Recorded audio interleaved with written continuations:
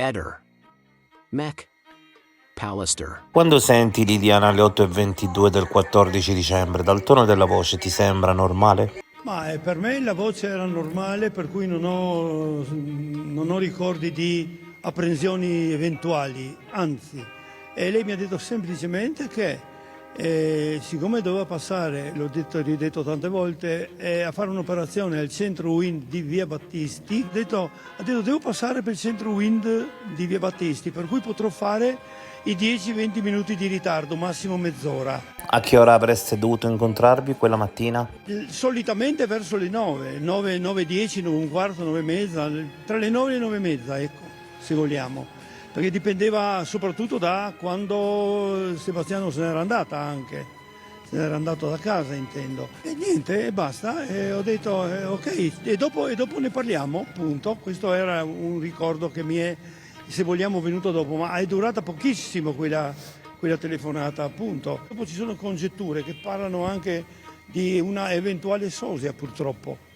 E per come sono andate le cose, secondo me e secondo tanti, lei deve aver incrociato un qualcuno con la macchina che le ha dato un passaggio. Lei è stata vista, almeno sembra, dalla verduraia. Quindi secondo te hai incontrato qualcuno? Secondo me non può essere altrimenti, a meno che lei non sia riuscita a prendere un autobus, perché da qua gli autobus, adesso vedremo, arriviamo in Piazzale Gioberti, ce n'è due di linee, la 6 e la 9, e anche guidati per anni, per cui gli autobus che lei prendeva solitamente partivano alle 8:54, 8:56.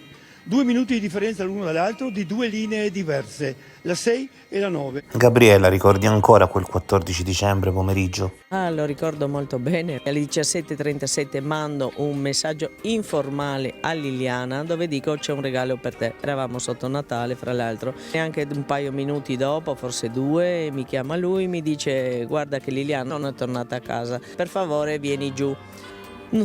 Come dire, ho sempre detto c'era qualcosa di strano. Poi nel contempo chiamerà anche Sergio, parlerà Sergio con Salvatore.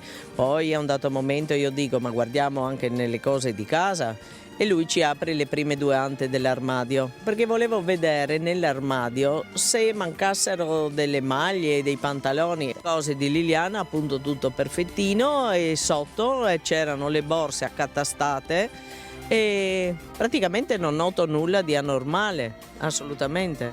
E quello che è molto interessante è che non noti la borsa con le mappe. Non c'era, vero? No, non c'era assolutamente, c'era presente anche Salvo, non l'abbiamo proprio visto, non c'era, in poche parole, non c'era. Quella in Piazzale Gioberti è materialmente impossibile che fosse Liliana, perché non poteva camminare così piano. Se fosse andata piano, tra l'altro, l'avrebbe raggiunta Gabriella, che le camminava dietro.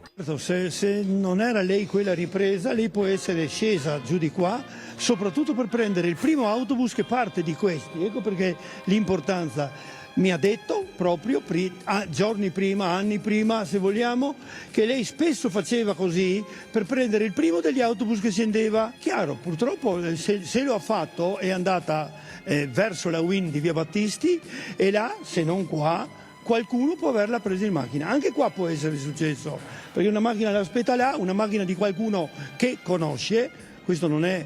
ecco, lei non monta sicuramente sulla macchina di una persona che le dà un passaggio, eccolo. Una persona conosciuta può averla presa a bordo o qua, esattamente qua, in questo crocicchio, o se no, volendo dire o intendendo che lei è riuscita a prendere uno degli autobus, la prima fermata è a meno di 100 metri. Ehi, non dimenticare di iscriverti a questo canale.